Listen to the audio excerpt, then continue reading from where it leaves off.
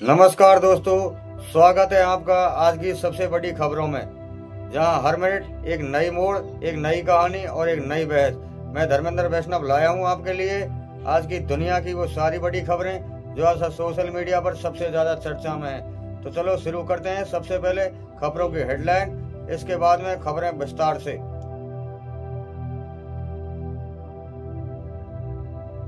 भारतीय युवक ने कैसे जीती यूएई में 240 करोड़ की लॉटरी, क्या कोई भी खरीद सकता है? भारत में कितना टैक्स कटेगा? देर से चमका रोहित का कैरियर, 35 की उम्र में कप्तान, 38 के बाद नंबर 1 वनडे बल्लेबाज बने। ओपनिंग ने बदली किस्मत। बेनीवाल बोले, मैंने वसुंधरा को 7 समुंदर पार भेज दिया। वर्ल्ड कप के दूसरे सेमीफाइनल में ऑस्ट्रेलिया से भिड़ेगी इंडिया वुमेन्स। ऊर्जा मंत्री ने दिलावर से कहा, पूरे कुएं में भांग घोली। जयपुर में दुकान में लगी आग, धमाकों से गूंजी कॉलोनी। केरोसिन के ड्रम फटे, ऊपरी मंजिल पर मिले 7 एलपीजी सिलेंडर, 8 मकान खाली कराए गए। जयपुर में बारिश, 10 डिग्री तक पारा गिरा। अश्लील वीडियो बनाए, एक्स गर्लफ्रेंड ने जलाकर मारा, हड्डियां तक गली।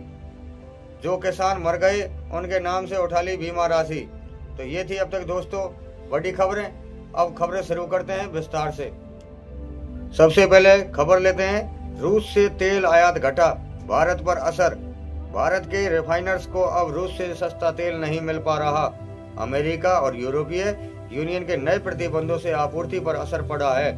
रिलायंस और आईओसी जैसी कंपनियां अब नए स्रोतों से तेल खोजने में जुटी हैं। इससे पेट्रोल डीजल की कीमतें बढ़ सकती हैं और आम आदमी की जेब पर असर पड़ेगा।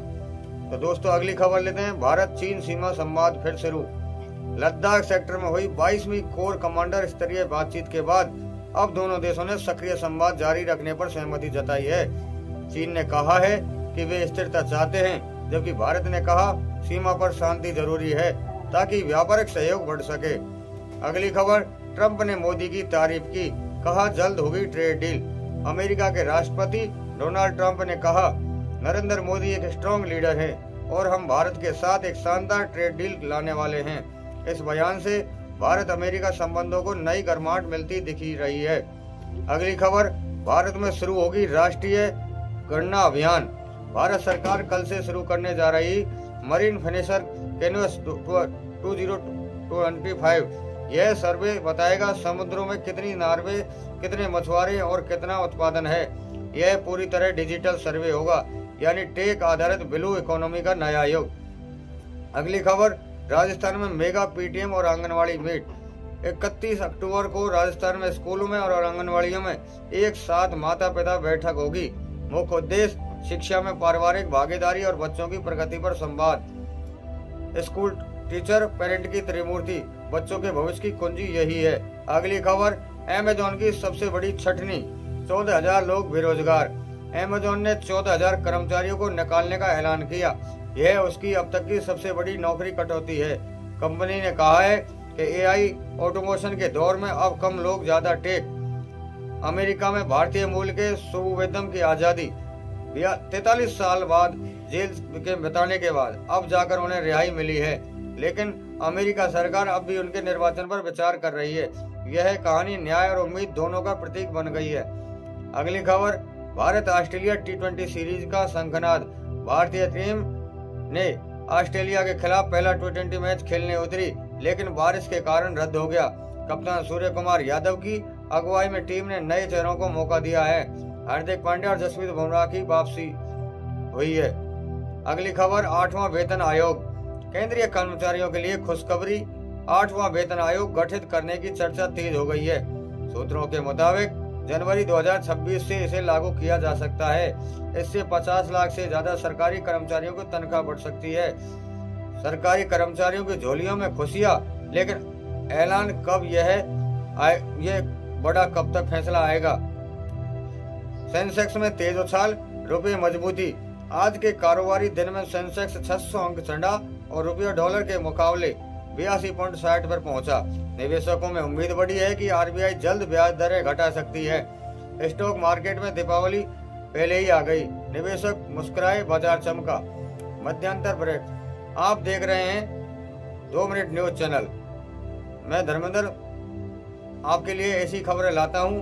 आप मेरी चैनल को लाइक करें, सब्सक्राइब करें, शेयर करें। और अब अगली खबर, दिल्ली एनसीआर में फिर बढ़ा डेंगू का खतरा। पिछले हफ्ते 1200 से अधिक नए केस दर्ज हुए।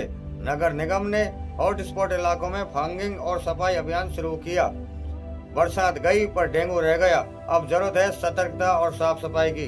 अगली खबर, इलेक्ट्रॉनिक वाहन बिक्री में 32% की वृद्धि। भारत में सितंबर अक्टूबर के बीच 3 लाख से अधिक ईवीएस बिकी। इससे संकेत मिलता है कि लोग अब फ्यूल से चार्जिंग की ओर बढ़ रहे हैं। भविष्य इलेक्ट्रॉनिक है और भारत उस दिशा में तेजी से बढ़ रहा है। संसद में नए बिलों पर सत्र बुलाने की तैयारी।